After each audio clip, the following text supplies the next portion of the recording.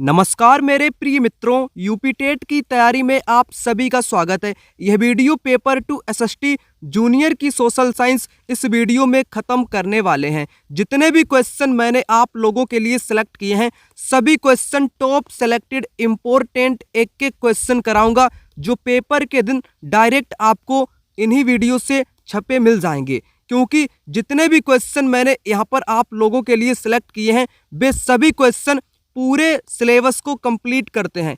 कहने का मतलब है, सिलेबस में जितने भी सोशल साइंस के टॉपिक दिए गए हैं, उन सभी टॉपिक से इस वीडियो में आप लोगों के लिए क्वेश्चन कराने वाला हूं। इसलिए यह वीडियो पेपर के लिए मोस्ट इम्पोर्टेंट वीडियो साबित होने वाली है। जितने भी क्वेश्चन होंगे, उन क्वेश्चन से जुड़ी अन्य प्रकार की जानकारी जो इम्पोर्टेंट होती है, जहां से पेपर में बार बार क्वेश्चन बन जाते हैं, वह भी एक एक जानकारी आपको बताऊंगा, ताकि हर चीज़ आपकी क्लियर होती हुई चले। वीडियो में अधिकतर पीवाईक्यू क्वेश्चन भी आपको कराऊंगा, ताकि पेपर का लेवल आपको पता चल जाए।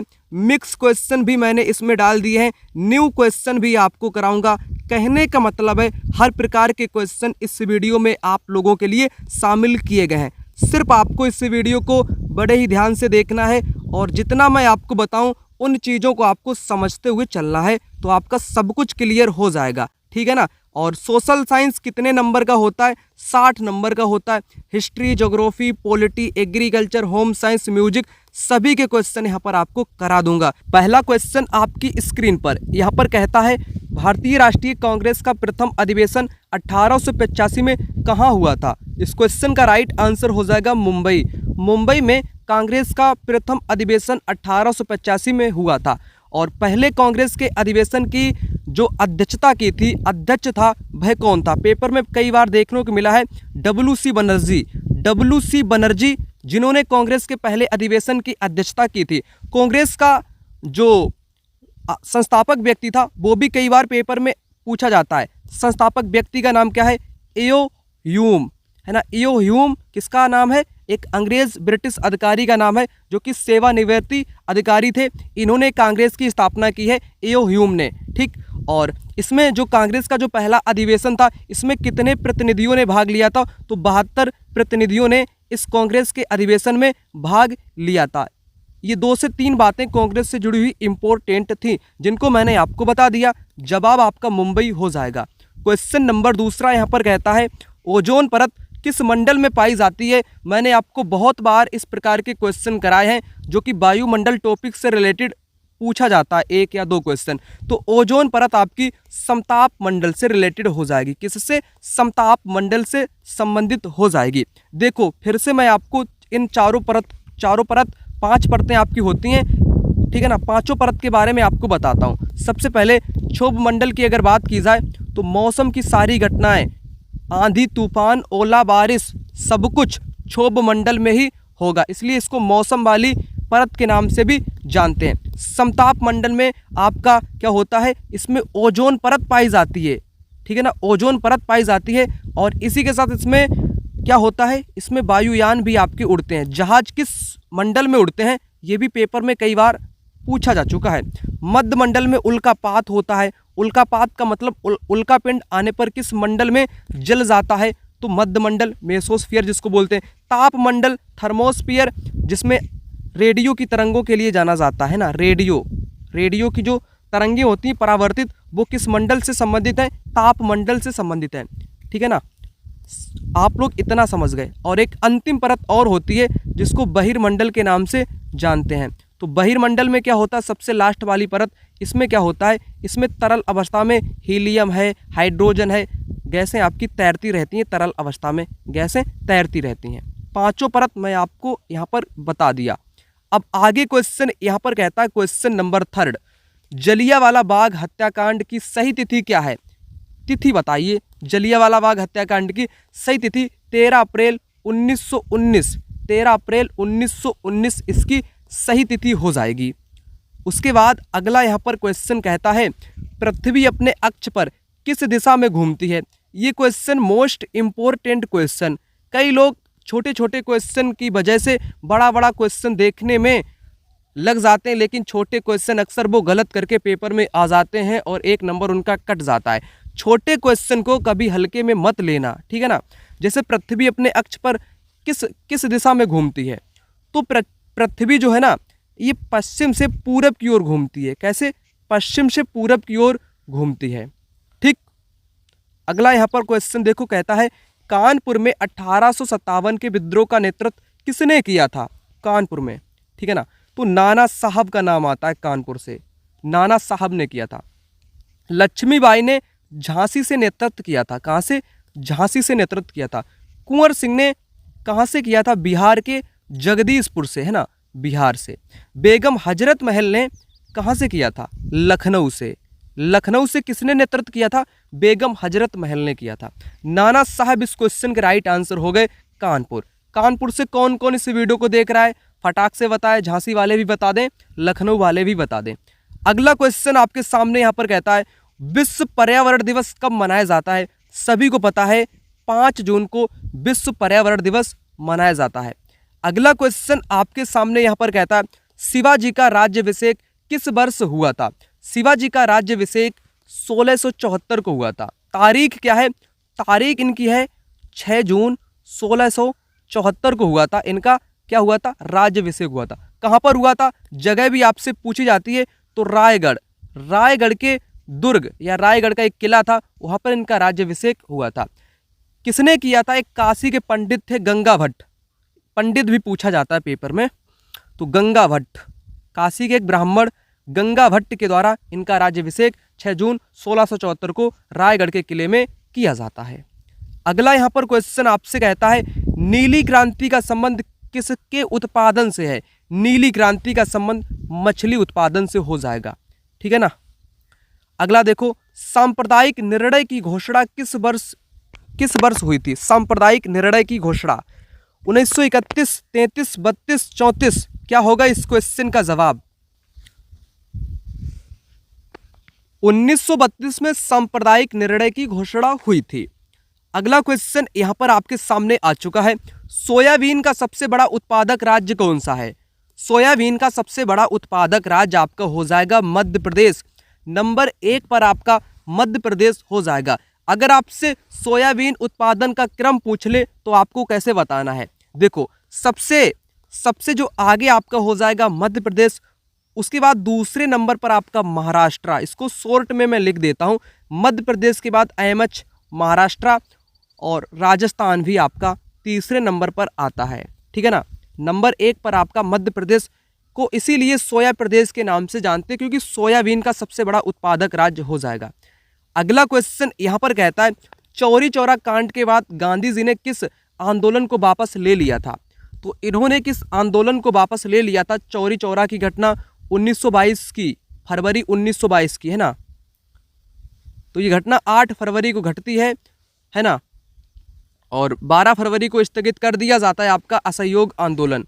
तो असहयोग आंदोलन इस क्वेश्चन का राइट आंसर हो जाएगा 1922 की घटना, ठीक। और ये जो आंदोलन आपके दिए गए ये बहुत इंपॉर्टेंट है, यहाँ से पेपर में आपको 1 या 2 क्वेश्चन देखने को मिल जाएगा, बिल्कुल मिल जाएगा, ठीक है ना। तो इन आंदोलन को एक नज़र में आपको मैं 1 ही मिनट में इन सभी आंदोलन को एक ही बार में बता देता हूँ ताकि आज के बाद आप लोग आंदोलन को कभी भी भूल नहीं पाओगे। जितना आपके पाठ्यक्रम सिलेबस में जितना आंदोलन दिया गया है उतना मैं आपको बता देता हूँ, अधिक तो नहीं दिए गए हैं लेकिन जितना है क्वेश्चन आपके सिलेबस से बाहर नहीं जाएगा। जितना मैं आपको बताऊंगा उतना आप पढ़ लोगे तो आपको कुछ भी करने की आवश्यकता नहीं पड़ेगी। तो सबसे पहले गांधी से यहाँ पर शुरू होता है। 1915 में भारत लौटे गांधी। इससे पहले ये दक्षिण अफ्रीका में नस्लभेदी आंदोलन चला रहे थे। इनको कौन लेकर के गया था दक्षिण अफ्रीका? एक सेठ था अब्दुल्ला नाम का। 1893 में गांधी भारत से अफ्रीका चले गए थे। ब्रिटिश सरकार ने मार्च 1919 में रोलेक्ट एक्ट पारित कर दिया था, है ना, जिसका मतलब था किसी व्यक्ति को बिना मुकदमे के जेल में रखने का प्रावधान था। फरवरी 1919 में गांधी जी ने इसके खिलाफ सत्याग्रह कर दिया, है ना, जिसको असहयोग आंदोलन भी बोलते हैं। जलियांवाला बाग हत्याकांड कब हुआ? 13 अप्रैल 1919। यही तारीख पेपर में पूछी गई थी, क्वेश्चन भी अभी कराया हूँ। पंजाब के नेता सत्यपाल और सैफुद्दीन किचलू की गिरफ्तारी के विरोध में अमृतसर में जलियांवाला बाग में एक विशाल सभा का आयोजन हुआ। जनरल ओ डायर ने लोगों पर गोली चलवाई। इस घटना के कारण रविंद्रनाथ टैगोर ने सर की उपाधि, ये बहुत इंपॉर्टेंट है, रविंद्रनाथ टैगोर जी ने सर की उपाधि वापस कर दी। ठीक है ना। उसके बाद असहयोग आंदोलन, ये वाला आपके सिलेबस में दिया गया है। असहयोग आंदोलन 1920 से 22। इस आंदोलन में लोगों ने पदों का त्याग किया, छात्रों ने विद्यालय छोड़े, वकीलों ने वकालत करना बंद कर दिया, अंग्रेजी चीज़ों का बहिष्कार किया, वोट नहीं डाले गए। ये किया गया असहयोग। असहयोग का मतलब है, एक गांधी जी की किताब है जिसमें गांधी जी लिखते हैं, हिंद स्वराज इनकी किताब का नाम है, लेकिन पाठ्यक्रम में नहीं दिया गया, मैं एक्स्ट्रा आपको बता देता हूँ। हिंद स्वराज इनकी किताब है। गांधी जी 1905 की किताब में, हिंद स्वराज की किताब में लिखते हैं कि भारत में जो अंग्रेजी शासन स्थापित हुआ है वो केवल भारत के लोगों के सहयोग के कारण ही अंग्रेज भारत में है। अगर सभी लोग अपना सहयोग वापस ले लें तो 1 साल के भीतर ब्रिटिश शासन ढह जाएगा, खत्म हो जाएगा। इसीलिए अपना सहयोग वापस लेना ही असहयोग गांधी जी समझते थे। ठीक है ना। तो एक बात और यहाँ पर बताएगी, 1921 में इंग्लैंड का राजकुमार भारत की यात्रा पर आया तो उसका बहिष्कार किया गया, है ना। लोग उसके स्वागत में नहीं आए, बम्बई में उस दिन हड़ताल रही। ये भी घटना आपकी बताई गई है। चौरी चौरा की घटना, है ना, 12 फरवरी 1922 को आंदोलन वापस ले लिया, 8 फरवरी को यह घटना आपकी घटित होती है। गांधी जी 10 मार्च 1922 को कैद कर लिए गए, उन्हें 6 वर्ष की सजा सुनाई गई, लेकिन बीमार हो गए थे तो इनको जल्दी छोड़ दिया गया था। ठीक है ना। इतना आपके सिलेबस में बताया गया है, जितना मैंने आपको यहाँ पर बता दिया, इससे ज़्यादा नहीं बताया गया है। जितने भी लोग पहली बार इस वीडियो को देखने के लिए आए हैं उनको मैं आपको यहाँ पर बता दूं, ये जो जानकारी आपको बताई जा रही है ये मेरे द्वारा बनाए गए नोट्स से आपको जानकारी बताई जा रही है। ये notes UP TET SST special notes हैं, ऐसे वैसे नोट्स नहीं हैं। ये पूरे के पूरे 60 नंबर को आपको कवर करता है। 60 नंबर का मतलब क्या है, कहाँ कहाँ से क्वेश्चन आता है। एक तो आपसे हिस्ट्री से आएगा, दूसरा ज्योग्राफी, तीसरा पॉलिटी से आएगा, चौथा म्यूजिक से भी क्वेश्चन आएंगे, और एग्रीकल्चर से भी आएंगे, कृषि विज्ञान जिसको बोलते हैं, और होम साइंस से भी आएंगे। देखो म्यूजिक, एग्रीकल्चर, होम साइंस से 2 से 3 क्वेश्चन आ सकते हैं। कह लो आप 6 से 8 question music, agriculture, home science तीनों के मिलाकर के 6 से 8 क्वेश्चन आपके आते हैं, हमेशा आते हैं। ठीक है ना। तो सब कुछ आपको पूरा का पूरा सिलेबस मैं आपको प्रोवाइड कर दूंगा इन नोट्स की सहायता से। इन नोट्स को पढ़ लोगे तो आपका सिलेबस कंप्लीट हो जाएगा, जितने भी सिलेबस के टॉपिक दिए गए हैं। नोट्स का प्राइस 299 रुपये, 299 है। लेना कैसे है, दिए गए नंबर पर कॉल कर लो या व्हाट्सएप पर मैसेज कर लो, ये नोट्स आपको फटाक से तुरंत मिल जाएंगे। नोट्स के साथ पूछे गए सभी वर्ष के 2011 से 22 तक के एसएसटी के पीवाईक्यू क्वेश्चन भी आपको मिल जाएंगे, इसलिए अलग से आपको कुछ भी नहीं करना पड़ेगा। सबसे महत्वपूर्ण विशेषता इन पीवाईक्यू की क्या रहेगी, मैंने इन पीवाईक्यू क्वेश्चन को वन लाइनर फॉर्मेट में कन्वर्ट किया है। जैसे मौर्य साम्राज्य का संस्थापक कौन था, डायरेक्ट उसके सामने उत्तर लिखा चंद्रगुप्त मौर्य। आपका इसमें टाइम भी बचेगा, क्वेश्चन पढ़ोगे डायरेक्ट उसका उत्तर पढ़ोगे तो अधिक समय तक याद रहेगा। विकल्प पढ़ने से आप लोग कंफ्यूज हो जाते हो, ये भी हमें भी पता है। ठीक है ना। तो इनको लेने से आपका ये फायदा रहेगा, क्वेश्चन को पढ़ लेना, डायरेक्ट आंसर को पढ़ लेना, और पीवाईक्यू भी मिल जाएगा। देखो नोट्स तो आपको कंप्लीट मिल ही जाएगा, कंप्लीट सिलेबस प्लस पीवाईक्यू भी मिल जाएगा। देर किस बात की, 299 इसका मिनिमम प्राइस रखा गया है। यहाँ पर इस नंबर पर कॉल या व्हाट्सएप पर मैसेज करके इन नोट्स को फटाक से प्राप्त कर लीजिए। यहाँ पर मैंने आपको असहयोग आंदोलन के बारे में बता दिया, जो कि चौरा चौरी घटना के कारण इसको वापस ले लिया गया था। सविनय अवज्ञा आंदोलन 1930, मिलान से भी क्वेश्चन बन सकता है। खिलाफत आंदोलन 1920-22 के बीच आप लोग कह सकते हो, जिसमें असहयोग को भी शामिल किया जाता है। भारत छोड़ो आंदोलन अगस्त के नाम से भी जानते इसको, है ना। 8 अगस्त 1940 को ये आपका शुरू किया गया था ग्वालियर टैंक मैदान से।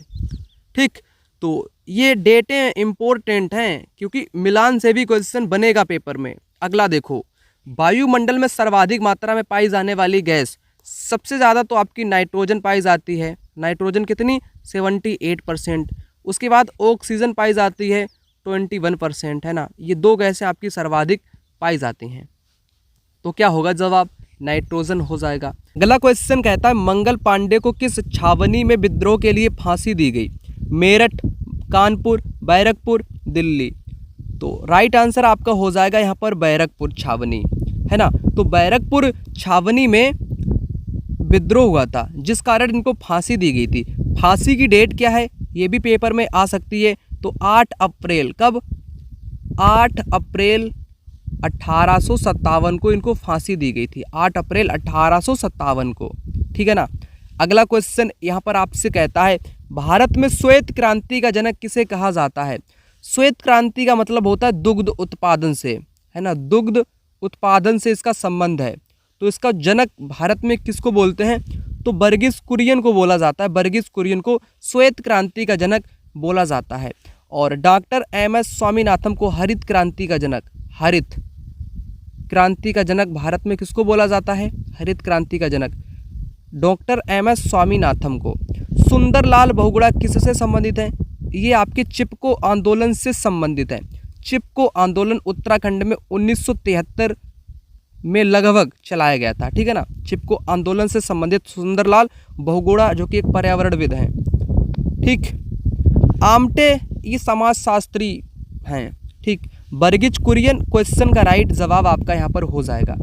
अगला क्वेश्चन यहाँ पर कहता है, बाल विवाह को नियंत्रित करने वाला शारदा एक्ट किस वर्ष पारित किया गया था? शारदा एक्ट 1929 में पारित किया गया था। और शारदा एक्ट में कितनी उम्र कर दी गई थी विवाह के लिए, ये भी आपको पता होना चाहिए। लड़की की उम्र 14 वर्ष, ये गर्ल्स की उम्र, और लड़के की कितनी? 18 वर्ष। शारदा एक्ट में ये उम्र भी आपसे पूछी जाती है कि लड़की की उम्र 14 वर्ष और लड़के की उम्र 18 वर्ष, ठीक। ये भी आपको पता होना चाहिए। यहाँ पर आपने समझ लिया कि 1929 में ये एक्ट आपका पारित किया गया था। और ये पूर्ण रूप से लागू कब हुआ था? लागू होने की बात की जाए तो 1930 में लागू हुआ था। एक हरविलास थे, हरविलास शारदा, हरविलास शारदा इनका नाम था। तो इन्हीं के नाम पर ये शारदा एक्ट नाम किया गया। तो शारदा एक्ट का नाम किनके नाम पर है? तो हरविलास शारदा के नाम पर है। लड़की की उम्र 14, लड़के की उम्र 18 वर्ष निर्धारित की गई। अगला देख लो, यहाँ पर कहता है, विश्व का सबसे ऊंचा पर्वत शिखर माउंट एवरेस्ट कहाँ पर स्थित है? माउंट एवरेस्ट आपका कहाँ पर है? तो माउंट एवरेस्ट ये भारत में नहीं है, ये नेपाल में है। कहाँ पर? नेपाल में है।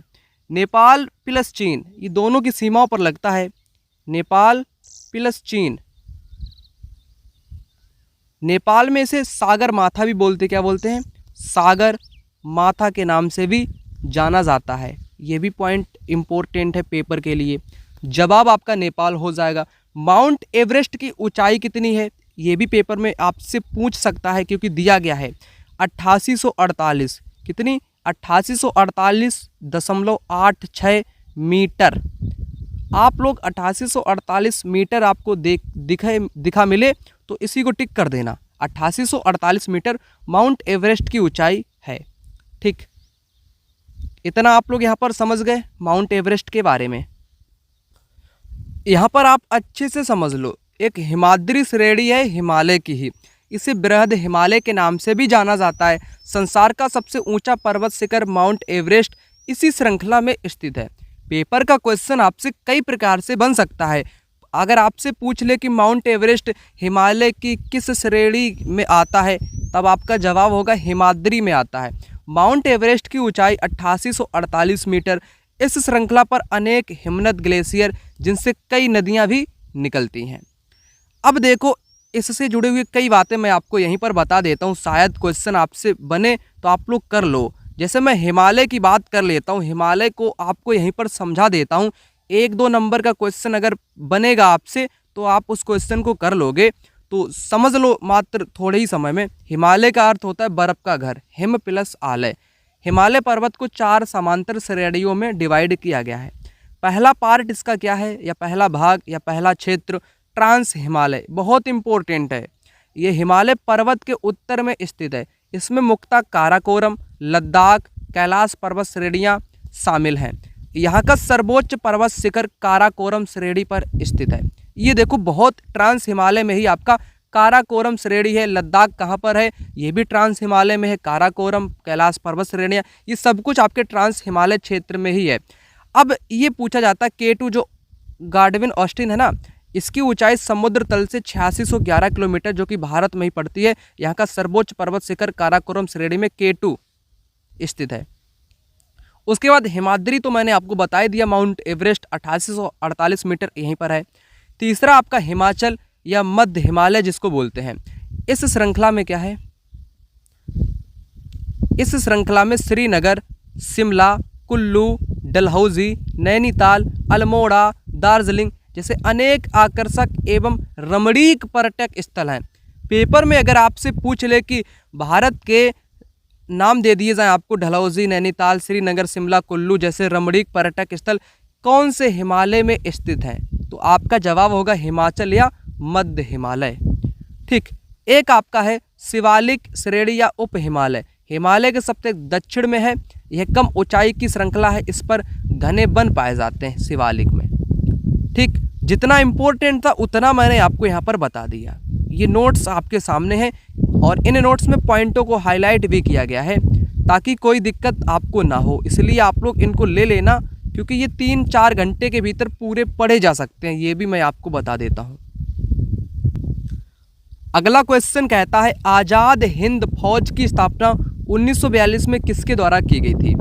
तो आज़ाद हिंद फौज में कई बार लोग कंफ्यूज हो जाते हैं, डायरेक्ट वो उत्तर मार देते हैं सुभाष चंद्र बोस, लो भैया 1 नंबर आपको मिल गया।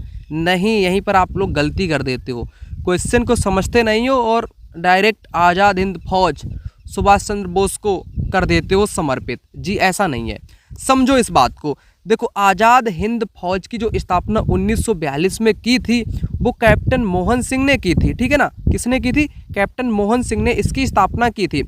और ये इसमें जापानियों का भी सहयोग था, है ना। और ये सिंगापुर में इसकी स्थापना की थी, ये भी पॉइंट है इम्पोर्टेंट। कहाँ पर, सिंगापुर में इसकी स्थापना की थी कैप्टन मोहन सिंह ने 1942 में सिंगापुर में। कैप्टन मोहन सिंह या आज़ाद हिंद फौज में सहयोगी कौन था व्यक्ति, सहयोगी व्यक्ति था आपका रास बिहारी घोष। रास बिहारी ये भी पेपर में आता, रास बिहारी सहयोगी था। ठीक है ना।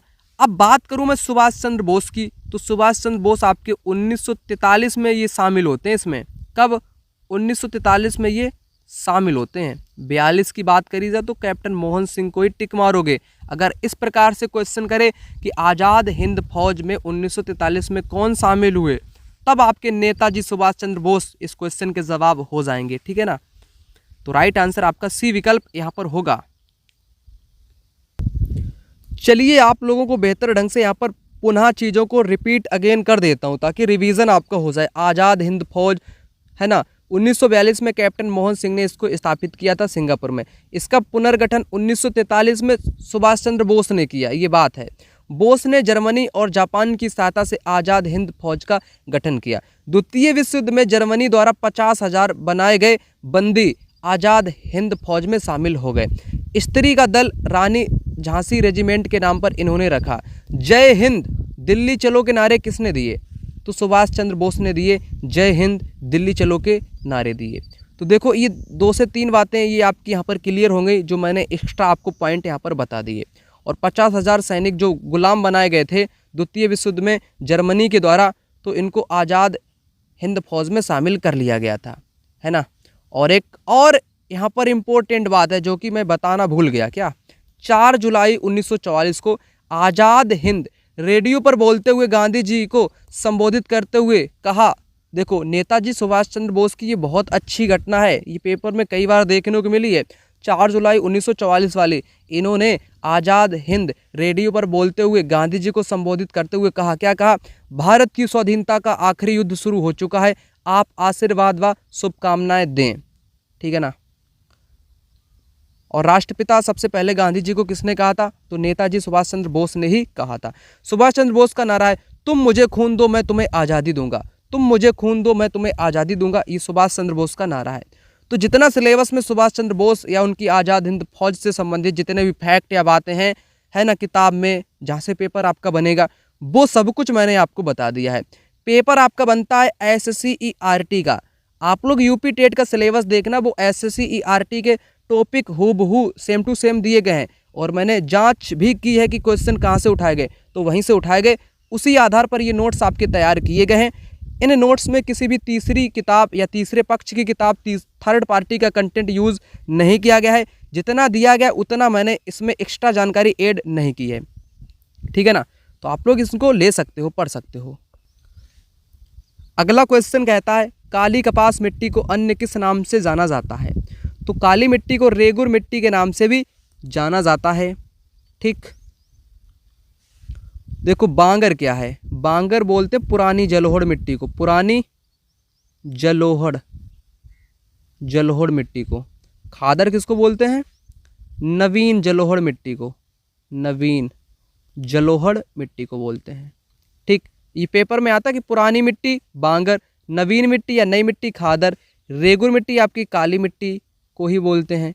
ठीक, अगला देखो गांधी जी की शहादत किस तिथि को हुई थी? शहादत मतलब कि मृत्यु 30 जनवरी 1948 को हुई थी। कब? 30 जनवरी 1948 को हुई थी। और गांधी जी का जन्म कब हुआ था? 2 अक्टूबर 1869 को इनका जन्म हुआ था। ठीक है ना? कहाँ पर? गुजरात के पोरबंदर में। अगला, भारत का प्रमाणिक समय 82.5 ईस्ट कहाँ से निर्धारित होता है? ये तो सभी को पता है, मिर्ज़ापुर, कहीं कहीं पर आपको प्रयागराज मिल जाएगा, नैनी के पास, ये आपका वहीं से निर्धारित होता है, ये गुजरता है मानक टाइम। ठीक, अगला देखो क्वेश्चन यहाँ पर कहता है बंगाल का विभाजन लॉर्ड कर्जन द्वारा किस वर्ष किया गया था? इम्पोर्टेंट, मोस्ट इम्पोर्टेंट, लोग इसमें कंफ्यूज होते हैं 2 से 3 तिथियों के बारे में। वैसे तो डायरेक्ट क्वेश्चन है, 1905 हो जाएगा, कोई दिक्कत की बात नहीं है। कर्जन ने इसका विभाजन किया था। बंगाल का विभाजन क्यों किया? क्योंकि ये फूट डालो वाली नीति अपनाता था, क्योंकि अंग्रेज फूट डालो राज्य करो की नीति, और इसने बताया कि प्रशासनिक कमजोरियों के कारण हमें बंगाल का विभाजन करना पड़ा। नहीं, इसने हिंदू मुस्लिम एकता का खंडन करने के लिए विभाजन किया था। अब विभाजन से जुड़ी 2-3 बातें जान लो कि 19-20 जुलाई, 19 कहीं पर 19 या 20 जुलाई आपको लिखा मिल सकता है किताबों में। 19-20 जुलाई 1905 को क्या हुआ था? इसकी घोषणा हुई है ना, ये घोषणा की तिथि है ये वाली। और लागू कब हुआ था? 16 अक्टूबर 1905 को यह आपका लागू हुआ था। ये 2 तिथियां अलग अलग हैं। ठीक है ना, 2 तिथियां आपकी अलग अलग। और इसका विरोध में स्वदेशी आंदोलन ने जन्म लिया। स्वदेशी आंदोलन कब चला था? ये तिथि आप लोग ख्याल कर लेना, 19-20 जुलाई 1905 को कर्जन ने बंगाल विभाजन की घोषणा की, 16 अक्टूबर को यह लागू हुआ। उसके बाद 7 अगस्त की अगर बात करूं, 7 अगस्त 1905 को स्वदेशी आंदोलन चला। क्या? स्वदेशी आंदोलन शुरू किया गया। ठीक, बंगाल विभाजन के विरुद्ध में। 1905 राइट आंसर हो जाएगा। अगला देखो, राखी का त्यौहार भी मनाया गया था आपका उसी में ही। चिपको आंदोलन के प्रेरणा कौन थे? चिपको आंदोलन आपका हो जाएगा, क्या हो जाएगा? सुंदरलाल बहुगुणा। 1973, 72, 73 की यह बात है। ठीक है ना, 73 किताबों में देखने को मिलता है। अगला देखो, शिवाजी के अष्टप्रधान में प्रधानमंत्री को कहा जाता था पेशवा कहा जाता था। क्या? पेशवा कहा जाता था। अगला देखो, विश्व में चावल उत्पादन में भारत का स्थान तो अब नंबर 1 पर है, ये करंट की बात है। वैसे तो चाइना था 1 नंबर पे, भारत दूसरे नंबर पर था, लेकिन पेपर में अब क्वेश्चन आपसे पूछा जाए चावल उत्पादन में, तो आप लोग भारत को ही टिक मार देना है ना। तो भारत पहले नंबर पे है, अब दूसरे पर चाइना है। तो जवाब मैं तो यहाँ पर कहूँगा पहला नंबर। राइट आंसर आपका पहला नंबर यहाँ पर हो जाएगा, दूसरा नहीं होगा। अगला देखो, लॉर्ड माउंटबेटन ने भारत के विभाजन की योजना कब प्रस्तुत की? माउंटबेटन योजना कब प्रस्तुत की थी? तो ये 3 जून 1947 को की थी। इसी के आधार पर आपका भारत का विभाजन हो गया था। कब हो गया था? 14-15 अगस्त की मध्य रात्रि को भारत और पाकिस्तान बट गए। अगला देखो, क्वेश्चन कहता है भारत में वन्य जीव संरक्षण अधिनियम कब पारित या कब लागू हुआ? वन्य जीव संरक्षण अधिनियम 1972। कब? 1972 हो जाएगा इस क्वेश्चन का जवाब, वन्य जीव संरक्षण अधिनियम। और 1980 वाला जो है ना, ये केवल और केवल वन संरक्षण से जुड़ा है, वन संरक्षण से जुड़ा है कानून या अधिनियम इसको बोल सकते हैं। और 1986 आपका पर्यावरण संरक्षण से जुड़ा। ये 3 आपको कंफ्यूज करेंगे, इसलिए मैं आपको बता देता हूँ पर्यावरण संरक्षण। ठीक है ना, तो अब आपके यहाँ पर ये तीनों क्लियर हो गए। ठीक, अगला देखो, चंद्रशेखर आज़ाद किस स्थान पर शहीद हुए थे? तो अल्फ्रेड पार्क प्रयागराज में ये शहीद हुए थे। इन्होंने खुद को गोली मार ली थी, है ना, इनको घेर लिया था अंग्रेजों ने। तो बी विकल्प इस क्वेश्चन का राइट आंसर हो जाएगा। अल्फ्रेड का जो पार्क है ना, इसका नाम क्या है? चंद्रशेखर आज़ाद के नाम पर इसका नाम है, प्रयागराज में है। प्रयागराज से कौन कौन इस वीडियो को देख रहा है, फटाक से कमेंट बॉक्स में कमेंट करो। अगला देखो, ओजोन परत के क्षरण के लिए मुख्य रूप से जिम्मेदार गैस कौन सी है? क्लोरोफ्लोरोकार्बन। क्लोरोफ्लोरोकार्बन, सी विकल्प इस क्वेश्चन का राइट आंसर हो जाएगा। शिवाजी का माता का नाम क्या था? शिवाजी की माता का नाम क्या था? तो जीजाबाई इनकी माता का नाम था। जीजाबाई इनकी माता का नाम था। अगला देखो, उत्तर प्रदेश में कृषि विश्वविद्यालय स्थित है। कानपुर में भी है, अयोध्या, पंतनगर, उपरोक्त सभी इस क्वेश्चन का राइट आंसर हो जाएगा। रोलेक्ट एक्ट कब पारित किया गया था? रोलेक्ट एक्ट आपका 1919 में पारित किया गया था। इसी के विरोध में गांधी जी ने असहयोग आंदोलन शुरू कर दिया था। रोलेक्ट एक्ट में प्रावधान था कि बिना किसी मुकदमे के व्यक्ति को जेल में रखने का प्रावधान था, है ना। विश्व स्वास्थ्य दिवस कब मनाया जाता है? 7 अप्रैल को मनाया जाता है। 7 अप्रैल को क्या हुआ था? 7 अप्रैल 1948 को विश्व स्वास्थ्य संगठन की स्थापना हुई थी। उसी के याद में ही 7 अप्रैल को विश्व स्वास्थ्य दिवस मनाया जाता है। अगला क्वेश्चन कहता है, तात्या टोपे का वास्तविक नाम क्या था? मूल शंकर नाम था, धुंधुपंत था, रामचंद्र पांडुरंग था, गदाधर चट्टोपाध्याय था? बताओ। रामचंद्र पांडुरंग नाम था तात्या टोपे का वास्तविक नाम। क्वेश्चन नंबर 34, झींगा मछली के उत्पादन का संबंध किस क्रांति से? तो झींगा एक प्रकार की मछली होती है, इसका उत्पादन आपकी पिंक क्रांति, गुलाबी क्रांति यहाँ पर हो जाएगा। सी विकल्प करेक्ट आंसर हो जाएगा आपका, ठीक है ना। और पीली क्रांति आपकी दलहन से संबंधित है। दलहन का मतलब दालों से संबंधित हो जाएगा। लाल क्रांति मांस व टमाटर से संबंधित। नीली क्रांति आपकी मछली से संबंधित है, लेकिन झींगा मछली आपकी गुलाबी क्रांति से रिलेटेड हो जाएगी। लाल क्रांति पेट्रोलियम से संबंधित होती है, ये भी आपको पता होना चाहिए। यहाँ पर समझ लो सभी प्रकार की क्रांतियाँ खेती से रिलेटेड। जैसे पीली क्रांति येलो रेवोल्यूशन पूछे तो तिलहन की उत्पादन, जैसे सरसों, सूरजमुखी, सोयाबीन की आत्मनिर्भरता के बारे में आपकी पीली है। लाल वाली टमाटर और मांस से जुड़ी हुई है। हरित क्रांति तो सभी को पता है, खाद्यान्न उत्पादन, गेहूं, और भारत में जनक एम एस स्वामीनाथन। श्वेत क्रांति आपकी दुग्ध उत्पादन से, जिनका जनक डॉक्टर वर्गीस कुरियन। नीली क्रांति आपकी मत्स्य मछली उत्पादन से जुड़ी हुई है। और उसके बाद गुलाबी क्रांति आपकी पिंक, ये झींगा मछली और प्याज उत्पादन से। गुलाबी क्रांति किससे जुड़ी हुई है? झींगा और मछली उत्पादन से जुड़ी हुई है। ठीक, यही क्वेश्चन आपसे पूछा गया है, ये भी आ चुका है। भूरी क्रांति आपको पता है क्या? भूरी क्रांति जो है ना, ये किससे है? उर्वरक से है। सुनहरी या गोल्डन क्रांति फल और बागवानी से है। काली क्रांति, ये भी इम्पोर्टेंट है। काली क्रांति ब्लैक, ये आपकी पेट्रोलियम और बायोडीजल उत्पादन से। बादामी क्रांति मसाला उत्पादन से है। तो लगभग मैंने सभी प्रकार की जो भी क्रांतियां हैं, लाल, पीली, रजत, सब कुछ आपको बता दिया। अगला देखो, दिल्ली को भारत की राजधानी कब घोषित किया गया? घोषित किया गया 1911 में घोषित किया। क्वेश्चन यहाँ पर कहता है, पृथ्वी की ठोस ऊपरी परत को क्या कहा जाता है? पृथ्वी की 3 परत हैं, आपको पता है ना। भूपर्पटी इस क्वेश्चन का राइट आंसर हो जाएगा। क्रोड सबसे नीचे की परत है, बीच की परत को मेंटल बोलते हैं। यहीं पर समझ लो भूपर्पटी में कौन कौन से खनिज पाए जाते हैं। इसमें आपका सियाल पाया जाता है ना। सियाल का मतलब सिलिका, एल का मतलब एल्यूमिना आपका पाया जाता है। मेंटल, जिसको महासागर की परपटी के नाम से भी जानते हैं, इसमें आपका इसमें सीमा पाया जाता है। क्या पाया जाता है? इसमें आपका सीमा पाया जाता है। सीमा का मतलब सिलिका एंड मैग्नीशियम। क्रोड में आपका निफे पाया जाता है, ये भी पेपर में आता है। निकल एंड फेरस। ठीक, अगला देखो, क्वेश्चन कहता है, बनारस हिंदू विश्वविद्यालय की स्थापना कब हुई? तो 1916 में हुई। किसने की?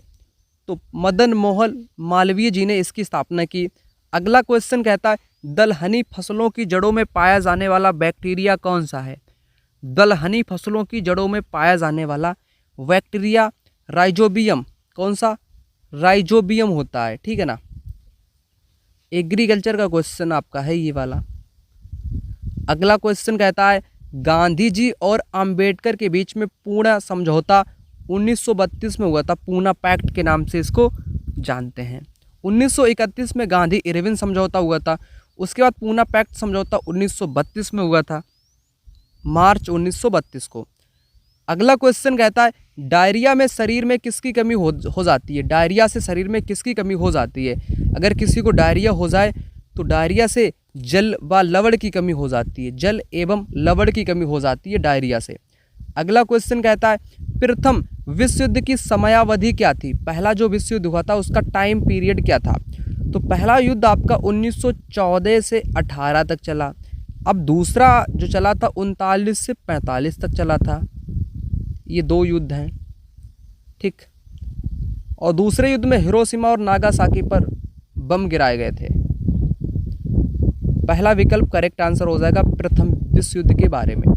आदम पुल किन देशों के बीच में है। आदम ब्रिज, आदम ब्रिज देखो भारत और श्रीलंका के बीच में है। भारत और श्रीलंका के बीच में आदम ब्रिज, जिसे आदम का पुल भी बोलते हैं।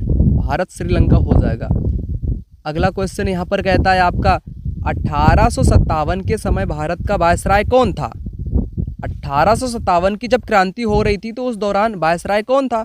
तो कैनिंग था वायसराय, ठीक। डलहौजी क्या करता है। डलहौजी ने कुशासन के आरोप पर अवध का विलय कर दिया। अवध अधिग्रहण मतलब कि डलहौजी की हड़प नीति। करजन ने विभाजन कर दिया 1905 में बंगाल का। कैनिंग्स ये था आपका 1857 का वायसराय। अगला देखो तिलहन उत्पादन किससे जुड़ा है। तिलहन आपका पीली क्रांति से जुड़ा है। क्वेश्चन यहाँ पर कहता है मैडम भीकाजी कामा ने तिरंगा झंडा कहाँ फहराया था।